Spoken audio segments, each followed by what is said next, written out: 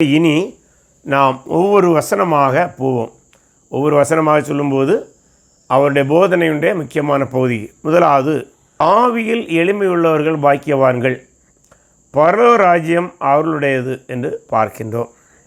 இப்போ ஆவியில் எளிமையுள்ளவர்கள் என்று சொல்லும்போது, எளிமை என்றால் இந்த இடத்துல ஆங்கிலத்தில் போர் என்கிற வார்த்தையை போவோம். போர் இன் ஸ்பிரிட். தமிழிலே நாம் சொல்வதாக இருந்தால் ஏழ்மை என்கிற வார்த்தையை பிரதிபலிக்கின்றது. இன்னும் சிலர் என்ன சொல்லுவாங்கன்னா, ஆங்கிலத்திலே இதுக்கு இணையான வார்த்தை என்றால் பெகர் என்கிற வார்த்தையை தான் சரியானதாக இருக்கும் என்று சொல்கிறாங்க. அதை இந்த வார்த்தையினுடைய கருத்தை எங்கே பார்க்கலாம் என்றால், லூக்கா எழுதின சுவிசேஷத்திலே 16ஆம் அதிகாரத்தில் ஐஸ்வர்யவான் லாசரு ஓமை படிக்கின்றோம் அல்லவா, அந்த இடத்துல தரித்திரன் என்கிற வார்த்தை, தரித்திரன் என்றால் பிச்சைக்காரங்கிற இணையான வார்த்தை, அந்த வார்த்தைக்கு ஒப்பான வார்த்தை தான் இது என்று சொல்கிறாங்க. ஆனால் இந்த இடத்துல ஆவியில் எளிமை என்று சொல்லும்போது பொருளாதார ரீதியில் உள்ள எளிமையை சொல்லவில்லை. ஆனால் ஆவியில் எளிமை என்றால் என்ன? ஆவியில் பகர் இல்லை, ஆவியில் பிச்சைக்காரன், ஆவியில் தரித்திரன், அந்த பொருளை தான் அது சொல்கிறது. அப்படியானால் ஆவி நிலையில் எப்படி ஒருவன் ஏழ்மையாக இருக்க முடியும்? அது எதை காட்டுகிறது என்றால், ஒருவன் ஆவிக்குரிய காரியங்களிலே ஏழ்மையாக இருப்பானால் அவன் எப்படி பரலோக ராஜ்யத்துக்கு போக முடியும்? அதான் கேள்வி. அது அறிஞர்கள் எவ்வளமாய் விளக்குகிறார்கள் என்றால், இந்த பரிசேயர்கள் தங்களுடைய நடக்கைகள் போதனைகள் அனைத்திலும் தாங்கள் மிக மிக பரிசுத்தமுள்ளவர்களாகவும் தங்களுக்கு எந்த குறையும் இல்லாதவர்களாகவும் கருதினார்கள். அதாவது அதை இப்படி சொல்வதாருந்தா, they thought they are very rich in their spiritual life, whereas other people, the common multitude, thought they are very very poor in their spiritual life. இப்போ புரியுதுல்ல? பரிசேயர்களும் வேத பாடம் நினைக்கிறாங்க, நாங்கள் ஆவிக்குரிய வாழ்க்கையில் பெரிய செல்வந்தர்கள், எங்களுக்கு செல்வத்துக்கு முன்பாக, எங்களுடைய ஆவிக்குரிய வாழ்க்கைக்கு முன்பாக யாரும் நிலை நிற்க முடியாது, நாங்கள் அவ்வளோ பெரிய பரிசுத்தவான்கள் என்று கூட அந்த வார்த்தையை கூட பயன்படுத்தலாம். ஆனால் பொதுமக்கள் நினைக்கிறாங்க, ஐயோ இவங்க எல்லாம் ஆவிக்குரிய பெரிய தன்வந்தர்களாக இருக்கின்றார்கள், நாங்கள் ஏழ்மையானவர்களாக இருக்கின்றோம். அப்போ அந்த ஏழ்மையானவரை பார்த்து சொல்கிறாங்க, நீங்கள் தான் பாக்கியவான்கள். சரி, இப்போ ஒரு கேள்வி, இவங்க ஆவிக்குரிய காரியங்களிலே ஆவியிலே எளியவர்களாக இருப்பார்களாயில், ஏழ்மை நிலை இருப்பார்களாயில், அல்லது போதுமான ஆவிக்குரிய பார்வையற்று இருப்பார்களெனால் அவர்கள் எப்படி பாக்கியவான்களாக இருக்க முடியும்? அதனுடைய காரணம் என்னவென்றால், தங்களை ஆவிக்குரிய காரியங்களிலே பெரிய தனவந்தர்களாக நினைத்து கொண்ட பரிசேயரும் வேதபாரகரும் இயேசுவை நம்பி வரவில்லை, இயேசுவை புறக்கணித்தனர், இயேசுவை கொல்ல முயன்றனர். ஆனால் தங்களிடம் ஆவிக்குரிய வாழ்விலே குறை இருக்கிறது என்று கருதின மக்கள், அதாவது தாங்கள் ஆவிக்குரிய நிலையிலே ஏழ்மையாக இருக்கின்றோம், எளிய நிலையில் இருக்கின்றோம், ஆவிக்குரிய வாழ்க்கையிலே தரித்திரர்களாக இருக்கின்றோம் என்று கருதின சாதாரண மக்கள் இந்த பரிசேயர்களுடைய நியாயப்பிரமாண விதிகளை, கூடுதல் விதிகளை கடைபிடிக்க முடியாமல் பாவிகள் என்று முத்திரை கொடுத்தப்பட்ட சாதாரண மக்கள் இயேசுவை தேடி வந்தார்கள். அதுதான் அவர்களை ஐஸ்வர்யங்களாக மாற்றுகிறது. அதான் சொன்னார், ஆவியில் எளிமையாக நீங்கள் இருக்கிறீர்கள், அல்லது நீங்கள் ஆவியில் தரித்திரர்கள் என்று முத்திரை குத்தப்படுகிறீர்கள், ஆனால் நீங்கள் பாக்கியவான்கள், ஏனென்றால் நீங்கள் இப்போது என்னை தேடி வந்திருக்கிறீர்கள். ஏன் அப்படி சொல்கிறாரு? இப்போது நாம் புதிய ஏற்பாட்டுடைய போதனை புரிய வேண்டும். தேவன் மட்டும்தான் நமக்கு நீதியை தர முடியும். பாவியாகிய நம்மை, ஆவிக்குரிய நிலையிலே மரித்திருக்கிற நம்மை, ஆவிக்குரிய நிலையிலே தரித்திரர்களாக இருக்கிற நம்மை நீதிமான்களாக்க இயேசுவால் முடியும், தேவனால் முடியும், அவர் மரித்து உயிர்த்ததினால் முடியும். ஆனால் அவர் இன்னும் மரிக்கலை. ஆனால் அதுக்கு முன்பாகவே அவர் என்ன சொல்றாரு? என்னை நம்பி வந்தால் மட்டும்தான், என்னை மேசியாவாக நினைத்தால், கருதினால், அல்லது என்னுடைய போதனைகளின் மூலம்தான் நீங்கள் ஆவிக்குரிய வாழ்விலே தரித்திரத்தை விட்டு ஐஸ்வர்யங்களாக மாற முடியும். ஆக இப்போது நீங்கள் என்னை நம்பி வந்திருக்கிறீர்கள். குறிப்பாக 12 சீடர்களும் அவருடைய அழைப்புக்கு இணங்க வந்திருக்கிறாங்க. பரிசேயுடைய பார்வையிலே இவருடைய 12 சீடர்களும் தரித்திரர்கள், ஆவியில் போதிய ஆவிக்குரிய வாழ்க்கையோடம் இல்லை. ஆனால் சொல்றாரு, பரிசேயர் தானே சொல்கிறாங்க, நீங்கள் கவலைப்படாங்க, நீங்கள் ஆவியில் எளிமையானவர்கள், ஆவியில் தரித்திரர்கள், ஆனால் பாக்கியவான்கள், பரலோக ராஜ்யம் அவர்களுடையது. ஏன்னா நீங்கள் யார்கிட்ட வந்துட்டீங்க? இப்போ பரலோக ராஜ்யத்தில் உங்களை அனுமதிப்பதற்கு அதிகாரமுள்ள மேசியாவை நம்பி வந்திருக்கிறீர்கள். ஆகவே மேசியாவை நம்பி வருகிறவர்களுக்கு அவர்கள் ஆவியிலே எளிமையுடையவர்களாக இருந்தாலும், அவர்கள் பெகர் நிலையில் இருந்தாலும், தரித்திர நிலையில் இருந்தாலும், இயேசுவை நம்பி வந்தால் அவர்களுக்கு ராஜ்யம் உண்டு இல்லையா? அப்போ எந்த பாவியாயினும் தள்ள மாட்டேன் என்கிற வார்த்தை தான் இதை சொல்கிறது. இதனுடைய பொருள், எந்த பாவியாயினும் தள்ள மாட்டேன் என்றீரேன்னு ஒரு பழைய பாட்டை எனக்கு ஞாபகம் வருது.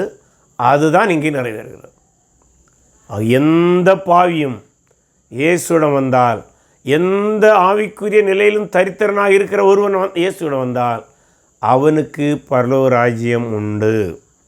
அதைத்தான் அவர் இந்த வசனத்திலே ஆவியில் எளிமையுள்ளவர்கள் பாக்கியவான்கள் என்று சொல்கிறார். பரலோக ராஜ்யம் அவருடையது. ஆகவே சமூகத்தால், பரிசேயரால் பாவிகளென்று கருதப்பட்ட துரத்தப்பட்ட பொதுமக்கள் மேசியாவிடம் அவருடைய போதனையை கேட்டு விசுவாசித்தால் அவர்களுக்கு ராஜ்யத்திலே பங்கு உண்டு. அடுத்ததாக துயரப்படுகிறவர்கள் பாக்கியவான்கள் என்று சொல்கிறார். இந்த துயரப்படுகிறவர்கள் யார் என்று பார்க்கும்போது, நாம் ஏற்கனவே பார்த்தோம் முந்தின வசனத்திலே, ஆவியில் எளிமையுள்ளவர்கள் என்றால் ஆவிக்குரிய நிலையிலே தரித்திரராக இருக்கிறவர்கள், அதாவது உச்சபட்ச பாவிகள் என்று சொல்ல முடியும். ஆனால் அடுத்த வசனம் என்ன சொல்லுது? துயரப்படுகிறவர்கள். அப்படியானால் என்ன பண்ணணும்? தன்னுடைய பாவத்திற்காக துயரப்படுகிறவர்கள், மனம் வருந்துகிறவர்கள் பாக்கியவான்கள். இந்த பரிசேயர்களுடைய வாழ்க்கையிலே அந்த துயரம் இல்லை. ஏனென்றால் அவர்கள் தங்களை பாவி என்றே கருதுவதில்லை. அவர்கள் பாவ அறிக்கை செய்ய வேண்டாம் என்று கருதினார்கள். ஆனால் இப்போது இயேசுவிடம் தங்கள் ஆவிக்குரிய நிலையிலே தரித்திரர்களாக வருகிறவர்கள் தாங்கள் பாவிகள் என்று உணர்ந்து தாங்கள் பாவங்களை அறிக்கையிடுவதனாலே அவர்கள் பாவங்கள் மன்னிக்கப்படும். இல்லை, பழைய ஏற்பாட்டில் கூட சங்கீதம் 51, தானியேல் 1:3-5 பகுதிகளிலே அவர் பாவ அறிக்கை செய்கிறதை பார்க்கின்றோம். துயரத்தோடு அதை செய்கிறதை பார்க்கின்றோம். ஆகவே தங்களை பாவி என்று கருதின மக்கள் பாவத்துக்காக துயரங்கொண்ட இருதயமுடையவர்களாக ஆண்டுடைய சமூகத்தில் வருகிறார்கள். அவர்கள் இனிமேல் ஆறுதல் அடைவார்கள். ஏனென்றால் பாவம் மன்னிக்கப்படும் போதுதான் ஆறுதல் உண்டாகும். ஏன்னா என்ன சொல்லுவாங்கன்னா, ஒரு மனிதன் பாவ அறிக்கை செய்வதன் மூலம் மட்டும்தான் பாவத்தின் துயரத்திலிருந்து அவன் வெளியே வர முடியும். பாவத்தின் துயரத்திலிருந்து அவன் வெளியே வரும்போது மட்டும்தான் அவனுக்கு ஆறுதல் அல்ல மன அமைதி உண்டாகும் என்று சொல்கிறாங்க. தாவீது கூட பாவம் செய்தபோது அந்த பாவ அறிக்கை செய்த பின்பு தான், பாவத்துக்காக துக்கப்பட்டு பாவ அறிக்கை செய்தபோது தான் அவன் ரட்சிப்பின் மகிழ்ச்சியை மீண்டும் அடைய முடிந்ததை பார்க்கின்றோம். அடுத்ததாக 5வது வசனம், சாந்த குணமுள்ளவர்கள் பாக்கியவான்கள், அவர்கள் பூமியை சுதந்திரித்து கொள்வார்கள். ஆங்கிலத்தில் மீக்னஸ் என்கிற வார்த்தையை இதை குறிக்கும். அதாவது இந்த சாந்த குணம் என்கிற வார்த்தையை பல வேளைகளிலே தாழ்மை மனப்பான்மையோடு குழப்புவதுண்டு. இது தாழ்மை மனப்பான்மையோடு குழப்ப வேண்டிய வார்த்தை அல்ல. சாந்த குணம் என்று சொல்வது தேவனுடைய அதிகாரத்தை உணர்ந்து, அதாவது அப்பாவி போல் இருப்பதல்ல, சாந்த குணம் என்று சொல்வது அப்பாவி போல் இருப்பதல்ல, அல்லது வெகுளியாக இருப்பதும் அல்ல. ஆனால் தேவனுடைய அதிகாரத்தை உணர்ந்து, அப்படின்னால் தேவன் எப்படிப்பட்டவர், அவருடைய நீதி என்ன, அவருடைய நியாயங்கள் என்ன, அவருடைய அன்பு என்ன, அப்படி அனைத்து குணங்களையும் அறிந்து அவருடைய நீதி நியாயங்களை மன விருப்பத்துடன் கீழ்ப்படிந்து நடக்கிற நிலையைத்தான் சாந்த குணம் என்று பைபிள் குறிப்பிடுகிறது. உதாரணமாக பழைய ஏற்பாட்டிலே மோசேயும் புதிய ஏற்பாட்டிலே பவுலும் அத்தகைய சாந்த குணமுடையவர்களாக காண்பிக்கப்படுகின்றார்கள். அது மட்டுமல்ல, இன்னொன்று, இந்த 2 பேரையும் தான் ஆண்டவர் அதிகமாக பயன்படுத்தினார். பழைய ஏற்பாட்டில் பாருங்கள், மோசேயை கொண்டு தான் முதல் 5 புஸ்தகங்களையும் எழுதினார். அது மட்டுமல்ல, இஸ்ரேல் மக்கள் இன்றும் மோசேயை தங்களுடைய பெரிய ஒரு தலைவனாக எண்ணுகிறார்கள். அதுபோல் புதிய ஏற்பாட்டில் பாருங்கள், பவுல், அவன் எத்தனையோ கொடியவனாக இருந்தும் ஆண்டவருடைய அதிகாரத்தை அறிந்த பின்பு மனத்தாழ்மையோடு, அதாவது தான் விரும்பி அந்த அதிகாரத்துக்கு கீழ்ப்படிந்தான். ஆகவே அவனையும் ஆண்டவர் அதிகமாக புதிய ஏற்பாட்டு காலத்தில் பயன்படுத்தினார். அவனை கொண்டு பல பிராந்தியங்களில் சுவிசேஷம் அறிவிக்கப்பட்டது. அவனை கொண்டு பல்வேறு நிருபங்கள் எழுதப்பட்டன, சபைகளுக்கு ஆலோசனை கொடுக்கும்படியாக. ஆகவே சாந்த குணமுள்ளவர்கள் பாக்கியவான்கள், அவர்கள் பூமியை சுதந்திரித்துக் கொள்வார்கள். அதாவது அவர் பூமியிலே அவர்கள் மிகுந்த கனத்துக்குரியவர்களாக ஆக்கப்படுவார்கள் என்று பார்க்கின்றோம். ஆகவே ஆண்டவருடைய கட்டளைகளை, ஆண்டவருடைய நீதி நியாயங்களை அறிந்து அதற்கு விருப்பமாக ஒப்பு கொடுக்கும்போது, கீழ்ப்படியும் போது ஆண்டவர் அவர்களை உயர்த்தினார். ஆனால் பரிசேயரோ தங்களை தாங்களே உயர்த்தினார்கள். ஆகவே அவர்களுக்கு ராஜ்யத்திலே எந்த பொறுப்பும் இல்லை. ராஜ்யத்துக்கு வருவார்கள் என்பதே கேள்விக்குறி. ராஜ்யத்தில் அவர்களுக்கு உரிய கனமும் இல்லை என்பதைத்தான் அந்த வார்த்தையில் அவர் சுட்டி காட்டுகின்றார். அடுத்ததாக, நீதியின் மேல் பசிதாகமுள்ளவர்கள் பாக்கியவான்கள், அவர்கள் திருப்தி அடைவார்கள். இந்த நீதியின் மேல் பசிதாகமுள்ளவர்கள் என்று பார்க்கும்போது நாம் ஏற்கனவே பார்த்துக்கின்றோம், எல்லோரும் பாவிகள்.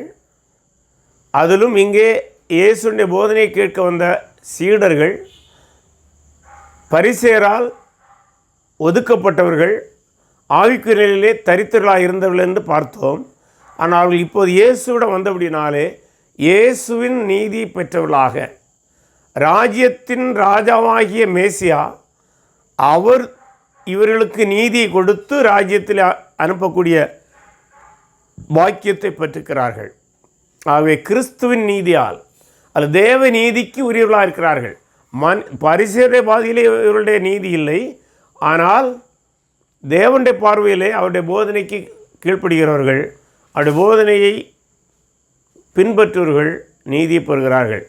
ஆனால் அந்த நீதியை பெறுகிற ஜனங்கள், அதாவது ராஜ்யத்திற்கு குடிமக்களாக இருக்கிற மக்கள், தங்கள் வாழ்விலும் நீதி நியாயங்களை கடைபிடிக்க வேண்டும். அதைத்தான் இந்த வசனம் சொல்கிறது. தங்கள் வாழ்விலே நாம் ராஜ்யத்துக்கு போகிறோம், தேவன் என்னை நீதிமானாக மாற்றியிருக்கிறார், நான் ராஜ்யத்திலே செல்வேன் என்று சொல்லிவிட்டு மனம் போல நீதி நியாயம் இல்லாமல், அறநெறிகள் இல்லாமல் வாழக்கூடாது. நீதி நியாயத்துக்கு கட்டுப்பட்டவர்களாக, சமுதாயத்திலே நீதி நியாயங்களை விரும்புவர்களாக, அதான் தாகம் இல்லை, தான் மட்டுமல்ல சமுதாயத்திலும் நீதி நியாயம் நில வேண்டும் என்கிற தாகமுடையவர்களாக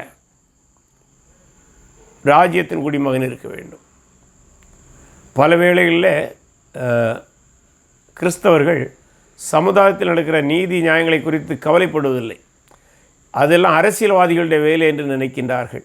ஆனால் ஆண்டவருடைய ராஜ்யத்தினுடைய குடிமகளாக இருக்கிற ஒரு மனிதன் சமுதாயத்தில் நடக்கிற அநீதிகளை கண்டு காணாமல் இருக்க முடியாது. அவைகளுக்கு அவன் கவனிக்கக்கூடியவனாகவும் ஐயோ இப்படி நடக்கிறதே, நீதி நியாயங்கள் நடைபெற வேண்டுங்கிற தாகமுடையவனாகவும் இருக்க வேண்டும். அப்படி நடக்கும்போதுதான் அவனுடைய வாழ்விலும் திருப்தி உண்டாகும். திருப்தி என்பது வார்த்தையே பாக்கியவான்கிற வார்த்தையுடைய மறு சொல் தான். ஏன்னா சமுதாயத்தில் நீதி நியாயம் நடக்கவில்லை என்றால் நம்முடைய நிம்மதியும் திருப்தியும் போய்விடும் அல்லவா? ஸோ ஆகவே நம் ராஜ்யத்தின் குடிமக்கள் சமுதாயத்திலும் நீதி நியாயங்களை செய்கிறவர்களாகவும் சமுதாயத்தில் நீதி நியாயங்கள் நடைபெற வேண்டுங்கிற தாகமும் பசியும் உடையவர்களாக இருக்க வேண்டும் என்று ஆண்டவர் போதிக்கின்றார். அடுத்ததாக, இரக்கமுள்ளவர்கள் பாக்கியவான்கள், அவர்கள் இரக்கம் பெறுவார்கள். அதாவது இந்த வசனத்தை இப்படி புரியக்கூடாது, இரக்கம் இருந்தால்தான் நாம் இரக்கம் பெறுவோம் அந்த கருத்தில் அல்ல. ஒருவேளை அது அந்த கருத்து ஓரளவு இருக்கிறது, முற்றும்படி அது இல்லை என்று சொல்ல வரவில்லை. ஆனால் அதை இப்படி புரிந்து விடாது. நீங்கள் இரக்கம் காட்டினாதான் ஆண்டவர்களை இரக்கம் காட்டி பரலோக ராஜ்யத்தில் அனுப்புவார், அந்த இதல்ல. இரக்கம் பெற்றிருக்கின்றோம். நாம் ஏற்கனவே ஆவிக்கு ரீதியிலே தரித்திரலாக இருந்தபடினால் இருக்கிற நாம் தேவ இரக்கத்தின் மூலம்தான் நாமே ராஜ்யத்தில் சொல்கிற தகுதியை பெற்றிருக்கின்றோம். அப்படி இருக்கையில் நாம் பிறரோடு, குறிப்பாக நம்முடைய சக மனிதர்களோடு, அதிலும் குறிப்பாக சக விசுவாசிகளோடு இரக்கம் காண்பிக்கிறவர்களாக இருக்க வேண்டும். அதுதான் இயேசு கிறிஸ்து கூறின ஒரு ஓமையிலே இந்த கருத்தை அவர் பதிவிப்பார். ஒரு எஜமான் அதிக கடன் பெற்ற ஒருவனை மன்னித்து விட்டு விடுவான். ஆனால் அந்த மன்னிப்பை பெற்ற ஒரு மனிதன் தன்னிடம் கடன் வாங்கிய, அதுவும் கொஞ்சம் கடன் வாங்கிய ஒரு மனிதனை பிடித்து வேதனைப்படுத்துவான். அந்த செய்தியை அந்த எஜமானுடைய பணியாளர்கள் சொல்லுவாங்க, இப்படி நீங்கள் மன்னித்து அனுப்பின ஒரு மனிதன், உங்களிடமிருந்து இரக்கத்தை பெற்று சென்ற ஒரு மனிதன் தன்னிடம் கடன் வாங்கிய ஒருவனை கொடுமைப்படுத்துகிறான் என்று சொன்னபோது அவன் அந்த கொடுமைப்படுத்திய ஏற்கனவே தன்னுடைய இரக்கத்தை காட்டிய மனிதனை கடிந்து கொண்டதை நாம் பார்ப்போம். அதுபோலத்தான் நாம் தேவனுடைய இரக்கத்தை ஏற்கனவே பெற்றுக்கிறபடினாலே நாம் சக மனிதனிடத்தில், குறிப்பாக நம்ம சகோதரர்களிடத்தில், நம்முடைய கிறிஸ்தவ சமுதாயத்துக்குள்ளாக அல்லது கிறிஸ்துவை நம்புகிற சமுதாய மக்களிடம் இரக்கத்தை காண்பிக்கக்கூடியவர்களாக இருக்க வேண்டும்.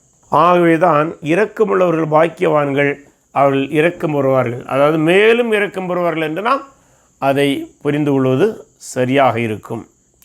அடுத்ததாக 8ஆம் வசனம், இருதயத்தில் சுத்தமுள்ளவர்கள் பாக்கியவான்கள், அவர் தேவனுடைய புத்திரர் எனப்படுவார்கள்.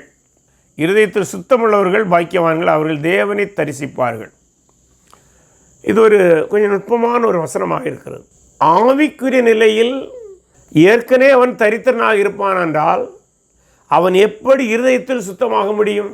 How can he be holy in his heart if he is already poverty in his spiritual life? அதற்குத்தான் ஒன்றை கவனமாக இருக்க வேண்டும். நான் நம்முடைய சுயநீதிகளினால் ஆவிக்குரிய தரித்திரத்திலிருந்து மாற முடியாது. தேவ நீதியை நாம் தரித்து கொள்ள வேண்டும். கிறிஸ்துவின் நீதியை நாம் தரித்து கொள்ள வேண்டும். பரிசேயருடைய நீதியை விட மேலான நீதி கிறிஸ்து தருகிற நீதி. ஆக இந்த கிறிஸ்து தருகிற நீதியை நாம் தரித்து கொண்டோமானால், அது கிறிஸ்துவை சரியாக விசுவாசிப்போமானால், அதான் அதனுடைய பொருள். கிறிஸ்துவை அறிந்து விசுவாசிக்க வேண்டிய விதத்திலே விசுவாசிப்போமானால் நாம் தேவநீதி பெறுகிறோம். அந்த தேவநீதி தான் நம்முடைய இருதயத்தை பரிசுத்தப்படுத்தும், பரிசுத்துக்கு நேராக அழைத்து செல்லும். அதை புரிந்து கொள்ள வேண்டும். ஆகவே அந்த பரிசுத்தமுடையவர்கள் தான் தேவனை தரிசிப்பார்கள். இப்போ அடுத்த கேள்வி, அப்படியானால் எந்த மனிதன் முழுமையான பரிசுத்தத்தை அடைய முடியும்? முழுமையான பரிசுத்தத்தை அடைவது கிறிஸ்துவின் மூலம்தான். அதனால் தான் கிறிஸ்து, அதாவது இருதயத்தில் சுத்தமுள்ளவர்கள் பாக்கியவான்கள், அவர்கள் தேவனை தரிசிப்பார்கள். இந்த இடத்துல பாருங்கள், பரிசேயர்கள் தேவனை தரிசிக்காமல் அல்லது இந்த இடத்துல கிறிஸ்துவை தரிசிக்காமல் தூர விலகி செல்கிறார்கள்.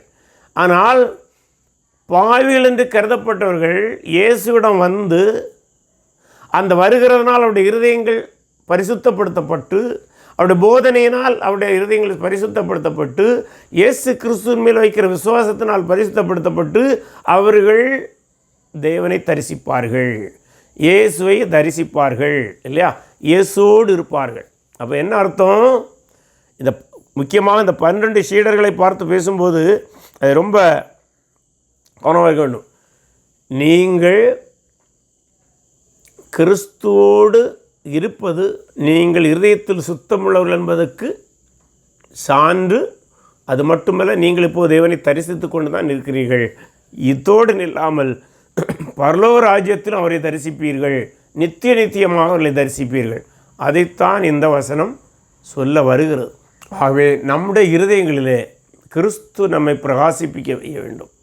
கிறிஸ்துவின் போதனைகளால் நாம் சுத்தப்படுத்த வேண்டும். அதை இயேசு இடத்துல சொல்வார்ல, என் போதனைகளால் நீங்கள் இப்போது பரிசுத்தமுள்ளவர்களாக இருக்கிறீர்கள். The teachings of Christ will make us holy. நம்மை சுத்தப்படுத்தும், நம்முடைய இருதயங்களை சுத்தப்படுத்தும். ஆகவே டீச்சிங்ஸ் ஆஃப் கிரைஸ்ட், அவருடைய வார்த்தையை நம்பி அவரோடு உள்ள உறவு நம்மை தூய்மைப்படுத்தும், சுத்தப்படுத்தும், பரிசுத்தப்படுத்தும். It will make us pure, it will make us holy. ஆகவே நாம் அவரை தரிசிப்போம். அந்த கிறிஸ்து தருகிற பரிசுத்தத்தை பெற்றுக்கொள்வோமானால் அவரை நாம் தரிசிப்போம், அவரோடு உறவாடுவோம் என்பதை அவர் சொல்கிறார். மேலும் அந்த ஆவிக்குரிய ஒற்றுமையினால் மட்டுமல்ல, ஆவிக்கு ஒரு உறவை நாம் பெற்றபடினாலே அவருடைய ராஜ்யத்திலே நாம் பங்குடையவர்களாக இருப்போம். அடுத்ததாக 9ஆம் வசனம், சமாதானம் பண்ணுகிறவர்கள் பாக்கியவான்கள், அவள் தேவனுடைய புத்திரர் எனப்படுவார்கள். ஆகவே தேவ சமாதானத்தை பெற்ற ஒருவன், எல்லோரும் பாவிகள் என்று நாம் பார்க்கின்றோம். அப்படியானால் எப்படி நாம் தேவ சமாதானத்தை பெற முடியும் என்றால், கிறிஸ்துவை விசுவாசிப்பதன் மூலம்தான் தேவ சமாதானத்தை பெற முடியும் என்று ரோமர் சொல்கிறார். அதைத்தான் அவர் இங்கே முன்கூட்டியே சொல்லுகின்றார். ஆகவே சமாதானத்தை பெற்ற ஒருவன், அதாவது தேவனோடு சமாதானத்தை பெற்ற ஒருவன், தேவனிடமிருந்து சமாதானத்தை பெற்ற ஒருவன் சமுதாய வாழ்விலே அவன் சமாதானத்தை கடைபிடிக்க வேண்டும், கலகம் செய்யாதவனாக இருக்க வேண்டும், பிறர் மத்தியிலே சமாதானத்தை ஏற்படுத்தக்கூடியவனாக இருக்க வேண்டும். ஆனால் பரிசேயர்கள் கலகத்தை தூண்டி விட்டு கொண்டிருந்தார்கள் இயேசு விரோதமாக. ஆனால் இயேசு சொன்னார், நீங்கள் என்னோடு இருக்கிறவர்கள், நீங்கள் கலவரங்களுக்கு காரணராக விடக்கூடாது, சமாதானத்துக்காகவே காரணங்களாக இருக்க வேண்டும் என்று ஆகவே அது மட்டுமல்ல, சமாதானம் பண்ணுவர்கள் பாக்கியவான்கள், அவர்கள் தேவனுடைய புத்திரர்கள் எனப்படுவார்கள் என்றால், இந்த இடத்துல ஒரு ரிவர்ஸ் ஆர்டரில் போட்டு குழப்பிவிடக்கூடாது. ஏன்னா சிலர் இவனமாக அதை விளக்குவார்கள் என்றால், நீங்கள் தேவனுடைய புத்திரராக இருக்க வேண்டும் என்றால் சமாதானம் பண்ண வேண்டும் என்று சொல்லுவாங்க. அப்படி அல்ல, நீங்கள் தேவனுடைய புத்திரராக இருக்கிறபடியினால் நீங்கள் சமாதானமாக வாழ வேண்டும், அதுதான் அதனுடைய சரியான பொருள். Since you are consider as children of God, you have to be peaceful in your life as well as in your community life. அதைத்தான் அது சொல்கிறது. ஏன்னா தேவனோடு சமாதானம் பெற்ற ஒருவன் மனிதனால்தான் தன்னுடைய சக மனிதனோடு சமாதானத்தை பேணக்கூடிய திறனுடையவனாக இருப்பார். ஆகவே தன்னுடைய ராஜ்யத்தின் குடிமக்களாக வருகிறவர்கள் சமாதானத்தை பெற்றதோடு நில்லாமல், மேசியாவுடைய சமாதானத்தை பெற்றதோடு நில்லாமல், மேசியாவுடைய சமாதானத்தை சமுதாயத்திற்கு காட்டக்கூடிய திறமையுடையவர்களாக இருக்க வேண்டும். அது அவர்கள் தேவனுடைய புத்திரர் என்பதற்கு ஒரு சான்றாக மாறும். அடுத்ததாக 10ஆவது வசனம், நீதி நிமித்தம் துன்பப்படுகிறவர்கள் பாக்கியவான்கள், பரலோக ராஜ்யம் அவருடையது. இந்த இடத்திலும் இப்போ ஆல்மோஸ்ட் அந்த பரிசேயருடைய நீதியைத்தான் அவர் வேறுபடுத்தி காட்டுகிறார். நீதி நிமித்தம் துன்பப்பட வேண்டும். பரிசேயருடைய நீதி துன்பத்துக்கு நேராக அழைத்து செல்லவில்லை. அவங்க தங்களை தான்மை பெருமைப்படுத்தி கொண்டு தங்களை மேன்மையானவர்களாக, அந்த நீதிக்காக எந்த ஒரு துரும்பை எடுத்து போடாதவர்களாக, வாழ்க்கையில் எந்த கஷ்டத்தை அனுபவிக்காதவர்களாக இருக்கின்றார்கள். ஆனால் கிறிஸ்து தருகின்ற நீதியை எதிர்பார்த்து கிறிஸ்துவை பின்பற்றும் போது அது நிமித்தம் வருகிற நீதி, அதுபோல கிறிஸ்துவை நம்புகிறபடினாலே சமுதாயத்தில் நெருக்கடிகள் உண்டாகும். ஏன்னா இயேசுவை மட்டுமல்ல அவர்கள் கொலை செய்ய வலையை தேடுகிறார்கள். இப்போது இயேசுவை பின்பற்றுகிறவர்களே பரிசேயர்கள் ஒதுக்கி வைக்க முயற்சிக்கின்றார்கள். ஏற்கனவே இழிவாக பார்த்தவர்களை இயேசுவை பின்பற்றுகிற ஒரே காரணத்தால் மேலே இழிவாக பார்க்கிறார்கள். அவர்களுக்கு மீது துன்பங்கள் வரலாம் என இயேசுவை பின்பற்றின சீடர்களுக்கு துன்பம் வரும் என்பதற்கு ஏற்கனவே வருவதை அவர் முன்னுரைக்கின்றார் என்று கூட எடுக்க முடியும். அதான் சொல்வார், நீங்கள் என்னை பின்பற்றினால் உங்களுக்கு கிடைக்கிற நீதி நிமித்தம் நீங்கள் துன்பப்பட வேண்டியது வரலாம். ஆனால் ஒன்றை புரிந்து கொள்ளுங்கள், என்னை பின்பற்றுவதனால் அது நான் தருகிற நீதியினால் நீங்கள் துன்பத்தை அனுபவிக்க வேண்டிய சூழல் ஏற்படுமானால், பரிசேயர்கள் போன்றவர்களுடைய வார்த்தையினாலும் செயலினால் நீங்கள் துன்பப்பட்டாலும் நீங்கள் தொடர்ந்து உறுதியாக இருக்க வேண்டும். ஏனென்றால் ராஜ்யம் உங்களுடையது, ராஜ்யம் அவர்களுடையது. ஆகவே துன்பத்தை சகிப்பது ராஜ்யத்தின் குடிமக்கள் என்பதற்கு ஒரு அடையாளம். பாருங்கள், இத்தனை அடையாளங்களை அவர் கொடுக்கின்றார். அடுத்ததாக மேலும் சொல்லும்போது என் நிமித்தம் தான் அதை விளக்குறார். அடுத்த 11ஆம் வசனத்தை அதுக்கு விளக்கம் தான், என் நிமித்தம் தான். அப்போ நீதி நிமித்தம்னு சொன்னவர் இப்போது என் நிமித்தம்னு சொல்லார். அப்போது கிறிஸ்துவை நம்புவதுதான் நீதி. நல்லா புரிஞ்சுனுங்க, மிக அந்த பேரலாக அழகாக காட்டார். என் நிமித்தம் நீதி நிமித்தம். அப்போது நீதி நிமித்தம் என்று சொல்வது என் நிமித்தம் படுகிற துன்பு தான். என்ற கிறிஸ்து தான் நமக்கு அந்த நீதி தருகிறார்.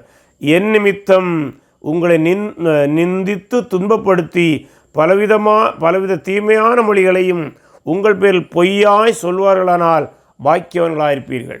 அப்படின்னா நீங்கள் அநீதி செய்து துன்பப்படக்கூடாது. என்னை விசுவாசிப்பதனால் உங்களுக்கு துன்பம் வருமானால் நீங்கள் பாக்கியவான்கள், உங்களுக்கு பரலோக ராஜ்யம் உண்டு. அடுத்து பழைய ஏற்பாடுலேருந்து ஒரு எக்ஸாம்பிளையும் சொல்கிறாரு, சந்தோஷப்பட்டு களி கூறுங்கள். உங்கள் மீது துன்பங்களும் நெருக்கம் வரும்போது நீங்கள் சந்தோஷப்பட்டு களி கூறுங்கள். ராஜ்யத்தினுடைய குடிமக்களுடைய மனப்பான்மை எப்படி இருக்குன்னா, துன்பம் வரும்போது துன்பப்படுத்தவர்களை எதிர்த்து நிற்பதல்ல, பழி வாங்குவதல்ல, மாறாக நீங்கள் சந்தோஷப்படுங்கள், களி கூறுங்கள். பரலோகத்தில் உங்கள் பலம் மிகுதியாக இருக்கும். உங்களுக்கு முன்பிருந்த தீர்க்கதரிசிகளையும் அப்படியே துன்பப்படுத்தினார்களே. பழைய ஏற்பாடில் எலியா, ஏசாயா, எரேமியா யாரை விட்டு வச்சாங்க இல்லையா, அதெல்லாம் சொன்னார். ஆகவே இயேசு இங்கே தீர்க்கதரிசி, என்னை பின்பற்றுவது நிமித்தம் உங்களுக்கு துன்பம் வருமானால் நீங்கள் அதை சகித்து கொள்ளுங்கள், நீங்களும் தீர்க்கதரிசிகளிலே ஒருவராக கருதப்படுவீர்கள் என்று சொல்கிறாரு. அது மட்டுமல்ல, 13 இப்படி ராஜ்யத்தின் குடிமக்கள் இந்த குணாதிசயங்களை வளர்த்து கொள்ளும்போது இவர்கள் மூலம் சமுதாயத்தில் என்ன விதமான தாக்கம் வரும் என்பதற்கு 2 ஓமைகளை சொல்கிறார், அல்ல ஓமானங்களை சொல்கிறார், அல்ல உருவகங்களை சொல்கின்றார். ஒன்று உப்பு. உப்பை குறித்து நமக்கு தெரியும், நம்முடைய சாப்பாடுலாம் உப்பு போடும். ஆனால் பழைய ஏற்பாட்டில் இந்த இயேசு வாழ்ந்த காலத்தில் உப்பு விலை மதிப்பானது. ஏன்னா அதில் குறிப்பாக சிலர் சொல்கிறாங்க, ரோம படை வீரர்களுக்கு சில சம்பளமே உப்பாக தான் கொடுப்பாங்களாம். ஏன்னா அவ்வளோ விலை மதிப்பற்ற உள்ளதுன்னு சொல்கிறாங்க. அது காரணம் என்னவென்றால், அந்த பழைய காலத்தில் ஃப்ரிட்ஜு கிடையாது இல்லையா, அவை பல பொருட்களை பாதுகாத்து வைப்பதற்கு உப்பு பயன்படும். உணவில் போடுறதுக்கு மட்டும் இல்லை, குறிப்பாக மாம்சத்தை பாதுகாக்க என்ன பண்ணுவாங்களேன்னா, அது உப்பில் மூடி வச்சுருவாங்க. நம்ம ஊரில் மீனில், பச்சை மீனில் கருவாடை உப்பை போட்டு கருவாடாக்குறாங்களா, அதுபோல் ஒரு பக்குவம் செய்வாங்களாம். மாம்சத்தை, மிருகங்களுடைய மாம்சத்தை கூட அப்படி செய்வாங்களாம். அதனால் உப்பு அவங்களுக்கு ரொம்ப தேவைப்படும் அந்த காலத்தில். இன்றைக்கி ஃப்ரிட்ஜு மாதிரிலாம் இல்லாதனால உப்பு, ஆக அதுக்கு விலை கூடுதல். ஆக உப்பு உணவுக்கு சுவை கூட்டுவது மட்டுமல்ல, உணவை பாதுகாக்கிறது. ஆகவே தான் நீங்கள் உப்பாக இருக்க வேண்டும். அது மட்டுமல்ல, அந்த உப்பு எப்படி, அது ஒரு அறிஞர் உணமாக சொல்கிறாருங்க, உப்புக்கு ஒரு பண்பு உண்டு, தாகத்தை ஏற்படுத்தும். அது என்னென்னா, உப்பை நம்ம கொஞ்சம் அளவுக்கு மேலே பார்த்துட்டோம்னா நமக்கு தாகம் உண்டாகுதுல்ல. அதுபோல் சமுதாயத்தில் நீங்கள் உப்பாக இருக்கிறீர்கள் என்றால் உங்களை பார்க்குறவர்களுக்கு தேவனை நம்ப வேண்டும் என்கிற தாகம் உண்டாக வேண்டும். உப்பு பாதுகாப்பதும் சுவை கூட்டுவது மட்டுமல்ல, தாகத்தை ஏற்படுத்துவது போல நீங்கள் சமுதாயத்திலே மக்களிடம் செல்லும்போது உங்களை பார்க்கிறவர்களுக்கு தேவனுடைய ராஜ்யத்தின் மீது தாகம் உண்டாக வேண்டும். அது மறைமுகமாக நீங்கள் சாட்சியாக இருக்க வேண்டும் என்பதுதான். அவனமாக நீங்கள் உப்பாக இருந்து கொள்ள வேண்டும். அதான் உப்பு சாரமற்று போனால் அது வெளியிலே கொட்டப்படுவதற்கும் மிதிக்கப்படுவதற்கும் தான் பயன்படும்னு சொல்ல காரணம் என்னென்னா, எருசலேம் நகர வீதிகளில் சில வேளை மழை நேரங்களில் வழுக்குமா. அந்த வழுக்குதலை குறைப்பதற்காக அந்த பளிங்கு போன்ற நிலவுகளில் அந்த வீணான அல்லது பயன்படாத அல்லது சாரமற்று போன உப்பை கொட்டுவாங்கன்னு ஒரு புத்தகத்தில் படித்த ஞாபகம் இருக்கிறது. ஆகவே அதனால்தான் நீங்கள் அப்படிப்பட்டுள்ளாக இருந்து விடாவிட, அதாவது மிதிக்கப்படுவதற்கு உப்பானவர்களாக இல்லாமல் நீங்கள் சாரமுள்ள உப்பாக, பிறருடைய வாழ்விலே சுவை கூட்டுகளாக, பிறருக்கு பாதுகாப்பை ஆவிக்குரியதிலே கொடுக்கக்கூடியவர்களாக, பிறருக்கு ராஜ்யத்தின் மீது, ராஜாவின் மீது, ராஜாவினுடைய நீதி நியாயங்கள் மீது தாகத்தை ஏற்படுத்தக்கூடியவர்களாக இருக்க வேண்டும். பாருங்கள், பரிசேயரை பார்க்குற மக்களுக்கு தேவன் மீது வெறுப்பு உண்டாகும். என்னடா இப்படியெல்லாம் பண்ணுறாங்க, இதெல்லாம் நம்மள முடியாது, ஆகவே இந்த தேவனே வேண்டாம்னு சொல்லி போயிடுவாங்க. ஆனால் உங்களை பார்க்கிறவர்கள் தேவனிடம் வர வேண்டும். அடுத்ததாக வெளிச்சத்தை சொல்கிறார். ஆண்டவராக இயேசுவே வெளிச்சமாக இருக்கிறார், உலகுக்கு ஒளி என்று பார்க்குறோம். அதில் இன்னும் என்ன சொல்கிறாங்கன்னா, முற்காலங்களில், அதை இயேசு வாழ்ந்த காலத்திலே ஏதாவது ரபியுடைய பெயரை சொல்லுவாங்களா, அந்த ரபி தான் உலகத்துக்கு ஒளி. ஹிலேல் என்கிற ஒரு ரபி இருந்தார் என்றால் அவர் தான் உலகத்துக்கு ஒளி அப்படின்னு சொல்லுவாங்களாம். ஆனால் இயேசு என்ன சொல்லார், நீங்களே உலகத்துக்கு ஒளி அப்படின்னா, ரபிமார் மட்டும்தான் உலகத்துக்கு ஒளின்னு நினைக்காதுங்க, நீங்களே உலகத்துக்கு ஒளியாக இருக்கிறீங்க. அதாவது கிறிஸ்துவிൻ്റെ ஒளியை பெற்று நாம் உலகத்துக்கு ஒளியாக இருக்க வேண்டும். சூரியனுடைய ஒளி எப்படி நிலவு பெற்று உலகத்துக்கு வெளிச்சத்தை கொடுக்கிறதோ அதுபோல் நாம் உலகத்துக்கு வெளிச்சத்தை கொடுக்க வேண்டும். அதான் ஆண்டவர் சொல்லும்போது, தொடர்ந்து படிக்கும்போது, நீங்கள் பூமிக்கு உப்பாக இருக்கிறீர்கள், உப்பானது சாரமற்று போனால் எதனால் சாரமாக்கப்படும், வெளியே கொட்டப்படுவதற்கும் மனுஷரால் மதிக்கப்படுவதற்கும் ஒழிய வேறொன்றுக்கும் உதவாது. நீங்கள் உலகத்துக்கு வெளிச்சமாக இருக்கிறீர்கள். மலையின் மேல் இருக்கிற பட்டணம் மறைந்து இருக்க மாட்டாதுல்ல. வெளிச்சத்தை ஒரு மலையில் வச்சாச்சுன்னா அது எல்லோருக்கும் பார்க்கக்கூடியதாக இருக்கும். இந்த கலங்கரை விளக்கு போல், கடற்கரையில் கப்பல்கள் தவறி செல்லாமல் இருப்பது கலங்கரை விளக்கு வைப்பாங்கள்ல, அதுபோல் விளக்கை கொளுத்தி மரக்காலால் மூடி வைக்காமல் விளக்கு தண்டின் மேல் வைப்பார்கள் இல்லையா. அந்த காலத்தில் உள்ள கிராம வீடுகளில் விளக்கை வீட்டின் நடுப்பகுதியில் ஒரு தண்டு இருக்கும், அதில் உயர்த்தி வைப்பாங்க. அப்போ அது வீடு முழுவதும் வெளிச்சத்தை கொடுக்கும். அதைத்தான் இங்கே சொல்லுகின்றார். அதுபோல் அப்பொழுது அது வீட்டில் உள்ள யாவருக்கும் வெளிச்சம் கொடுக்கும். இவ்விதமாய் மனுஷர் உங்கள் நற்கிரிகளை கண்டு பரலோகத்தில் இருக்கிற உங்கள் பிதாவை மகிமைப்படுத்தும்படி உங்கள் வெளிச்சம் அவர்கள் முன்பாக பிரகாசிக்க கடவுள். ஆகவே உங்களுடைய வெளிச்சம் பிரகாசிக்கும் போது மக்கள் அதை கண்டு, அதாவது அந்த இடத்துல சிலர் சொல்லுவாங்க, இந்த வெளிச்சம் வந்து நற்கிரிகளுக்கு அடையாளமாக இருக்கிறது. நற்கிரிகளை கண்டு யாருன்னு வர வேண்டுமா? பிதாவை மகிமைப்படுத்தும்படி உங்கள் வெளிச்சம் அவர்கள் முன்பாக பிரகாசிக்கிறது. நம்முடைய வாழ்க்கை, நம்முடைய சாட்சி, நம்முடைய வார்த்தைகள், நம் நற்கிரியைகள் மக்களை கிறிஸ்துக்கு நேராக அழைத்து வர வேண்டும், பிதாவுக்கு நேராக அழைத்து வர வேண்டும், தேவனுடைய ராஜ்யத்துக்கு நேராக அழைத்து வர வேண்டும்.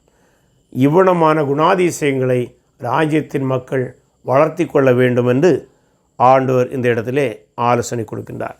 இப்போது இதிலிருந்து நாம் கற்றுக்கொள்ள வேண்டிய தலைமைத்துவ கோட்பாடு அல்ல பாடம் என்னவென்றால், ராஜ்யத்தில் ராஜ்ய பணியில் ஈடுபடுகிற தலைவன் தனக்குரிய நற்குணங்களை தேவன் தரும் நீதியின் அடிப்படையில் வளர்த்து கொள்ள வேண்டும்.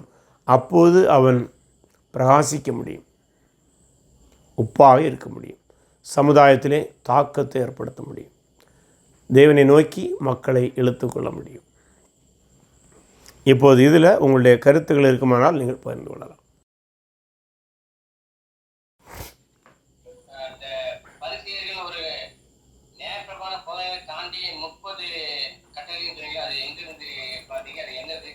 முப்பத்தொன்பது அது பைபிளில் எல்லாமே இல்லை, சிலது இருக்குது. அது அவங்களுடைய மிஷ்னா என்கிறவற்றில் அந்த விதியை வச்சுருந்தாங்க. அது அது அது எல்லாமே இதில் உள்ளதான், அது எல்லாமே இதில் உள்ளதான். ஆமாம், அது சுமையை தூக்கி கொண்டு போகக்கூடாது, வயல் உழக்கூடாது, கதிர்களை கொய்யக்கூடாது, இப்படி ஏராளமான விதிகள் உண்டு. அதை இயேசு கிறிஸ்து அதில் சிலதை நேரடியாக சாடியிருப்பார். அது நம்ம தொடர்ந்து வருகிற பகுதிகளை பார்க்க முடியும்.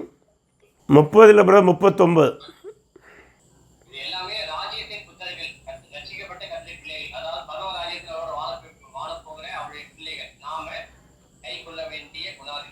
எஸ்,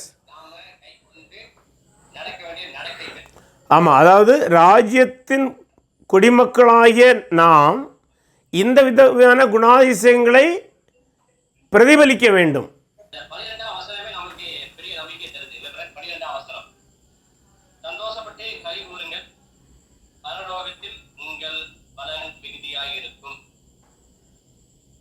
ஆமாம், துன்பத்தின் சொல்லுங்க.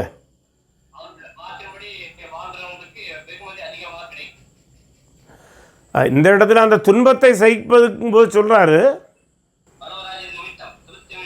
ஆமாம், ஆமாம், நிச்சயமா, நிச்சயமா, நிச்சயமா, நிச்சயமா.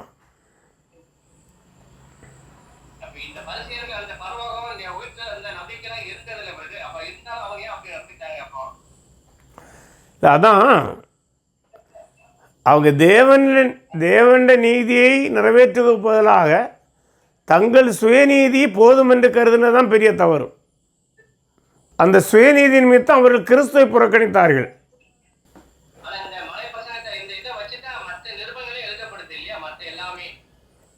ஆமாம், நம்ம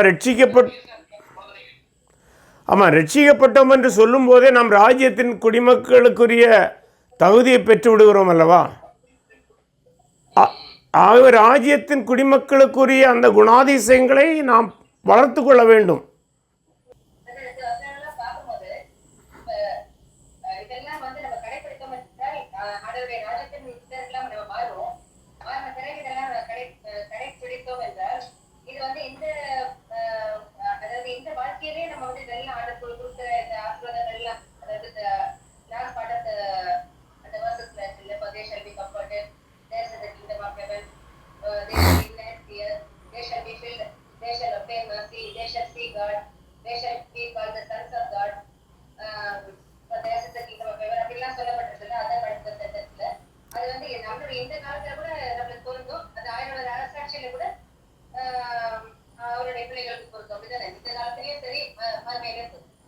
ஆமாம், நிச்சயமாக.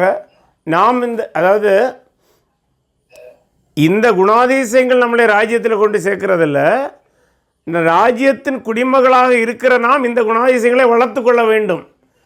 அப்படி வளர்த்து கொள்ளும்போது அதனுடைய பலன்களை நாம் இந்த உலகத்திலும் எந்த காலத்திலும் அறுக்க முடியும்.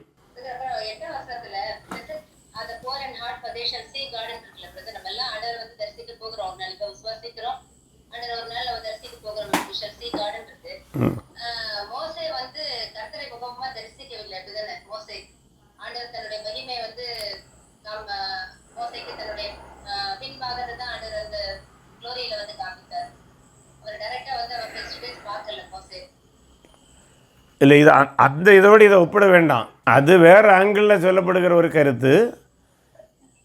இங்கே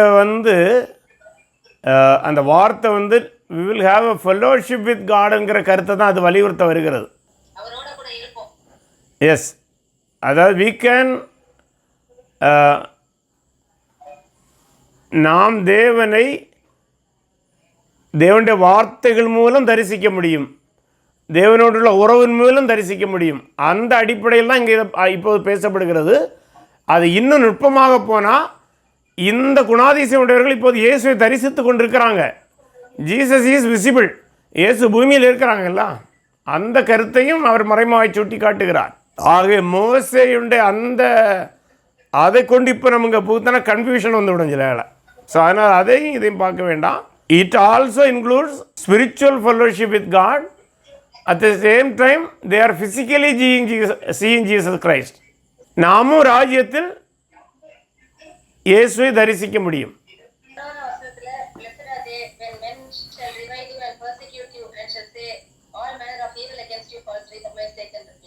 ஆமாம்,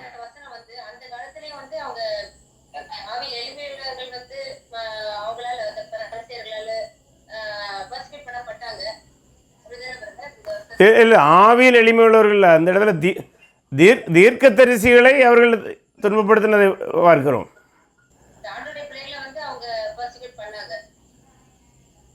தீர்க்க தரிசிகளை துன்பப்படுத்தினார்கள்.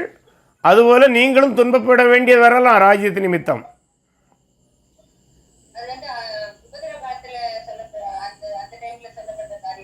இல்லை, எல்லா காலத்திலும் கிறிஸ்து நிமித்தம் துன்பம் உண்டு. இயேசுடைய சீடர்களுக்கும் துன்பம் வந்ததில்லவா, அதைத்தான் சொல்லார். அதுபோல் இந்த காலத்திலும் எந்த காலத்திலும் சபை துன்பத்துக்குள்ளே தான் போச்சுது.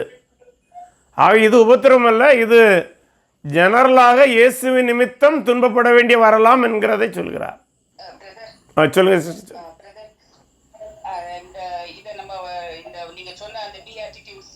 நம்ம ஒரு ரட்சிக்கப்பட்ட ஒரு தேவனுடைய பிள்ளைக்கு வாழ்க்கையில நடக்கக்கூடிய ஒரு மாற்றம் தானே. இப்போ ஆவியில் எளிமை, சாந்த குணம், இரக்கம், இதெல்லாம் வந்து தன்னாலே வந்து தேவன் ஏற்படுத்துகிற ஒரு காரியத்தை தானே அதுல சொல்லி.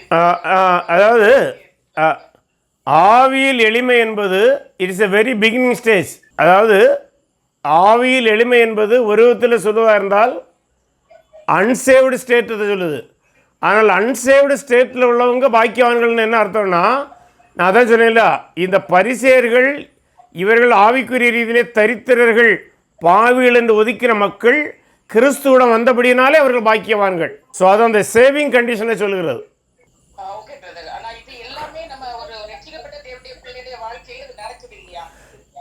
நடக்குது இல்லையான்னு நடத்த வேண்டும், இல்லை என்றாலும் அதை வளர்த்தி கொள்ள வேண்டும். அதாவது we have to acquire these qualities and we have to develop these qualities. அப்படி. ஓகே.